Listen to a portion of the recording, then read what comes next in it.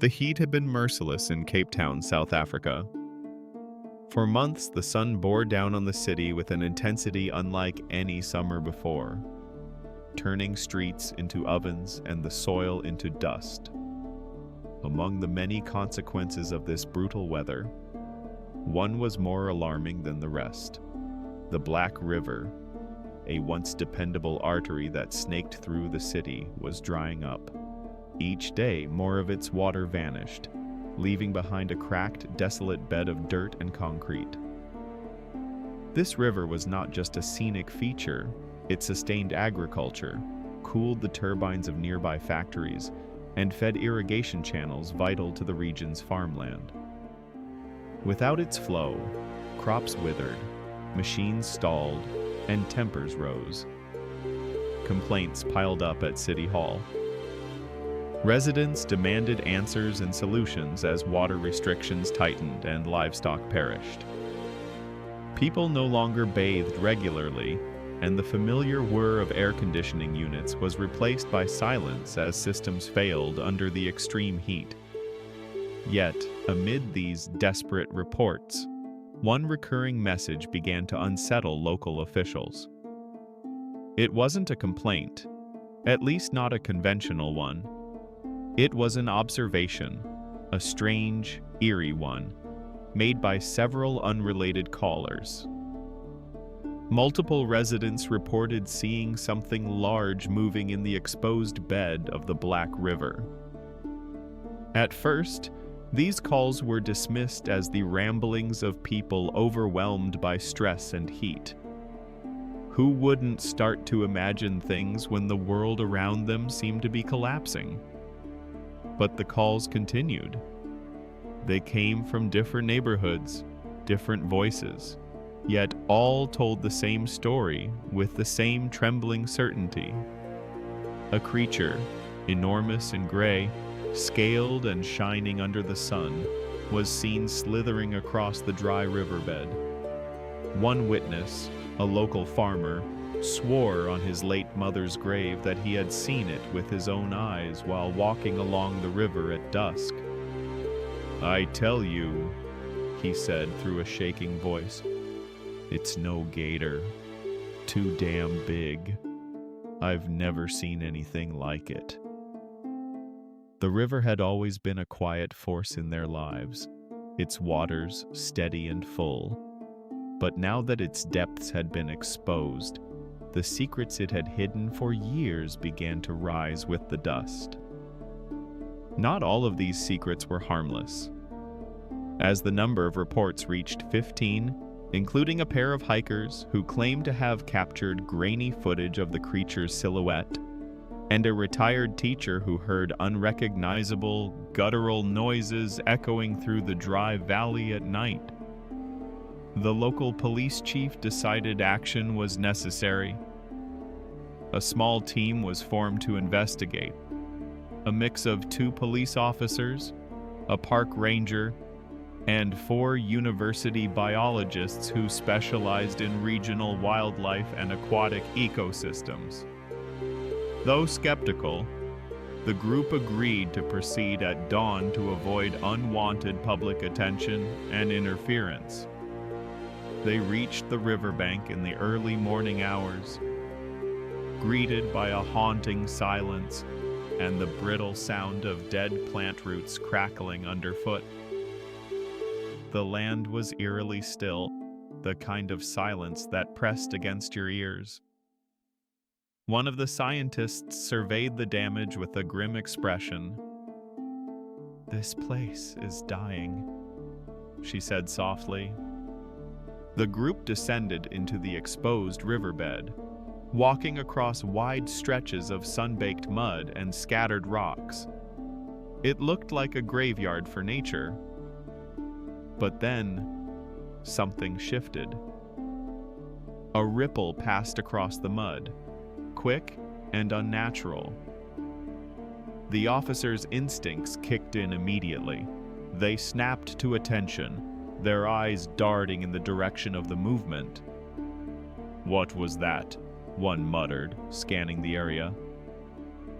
Before anyone could reply, a massive shadow shot past them, slipping between the crumbling walls and vanishing into one of the city's large, now exposed sewage tunnels.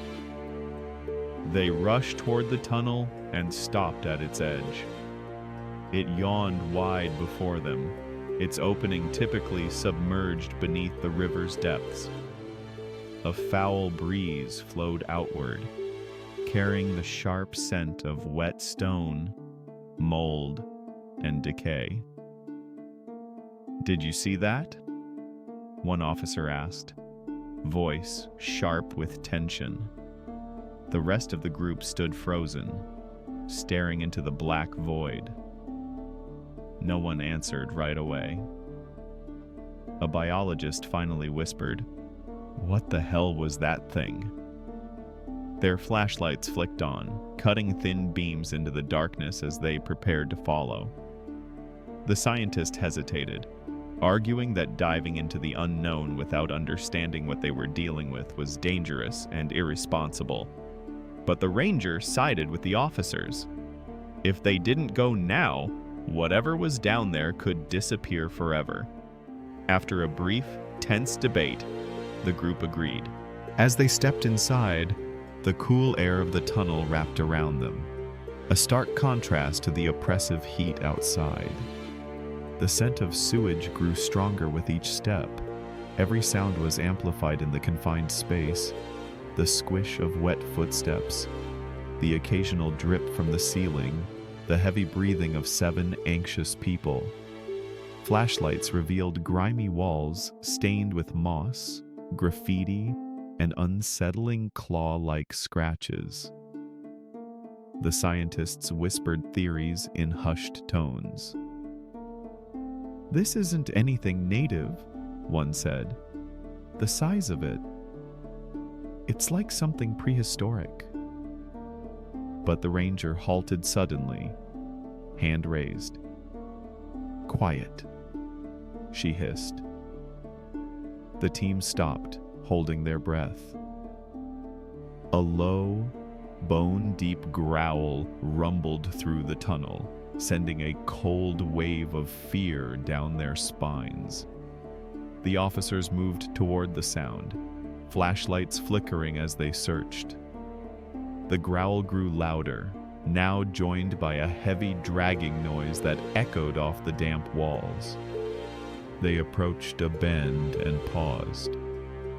One officer signaled for silence, peeking around the corner. Just beyond the curve, the tunnel split. One path led deeper underground, while the other veered back toward the river's exit. The officer's heart beat faster, knowing there was a quick way out, just in case. That small relief became crucial within seconds. A deep roar shattered the moment, reverberating so violently it felt like the tunnel itself shook. In the same instant, the officer caught a flash of movement, a gleam of scales, a blur of impossible size, rushing straight toward them. "Run!" both officers shouted at once. There was no time for questions or second-guessing. The team spun around, bolting for the right side exit as the roar drew closer. Flashlights bounced erratically in the chaos. One biologist shoved his colleague forward, yelling, "Go, don't look back." The ground trembled under the weight of something massive pursuing them. The sound of scraping claws and guttural bellows closing the gap. The air was thick with panic. The exit was only 150 feet away, but it felt endless. Every step was heavy, every breath a struggle. The tunnel seemed to constrict around them, pressing in with the promise of danger. Finally, the exit came into view, a faint halo of light that grew larger and more vivid. "Move! Move!" one officer barked, urging the group forward. One by one, they tumbled out into the harsh sunlight, the heat instantly replacing the tunnel's icy chill. The final officer paused at the edge, turning back one last time to shine his light into the darkness. Nothing was visible, but the oppressive sense of being watched lingered. He leaped out just as another growl echoed behind them. They collapsed onto the dry riverbed, lungs heaving, hearts racing. The city around them was waking up, but their world had changed. They had found something, or rather, something had found them. And now, it was no longer a rumor. It was real.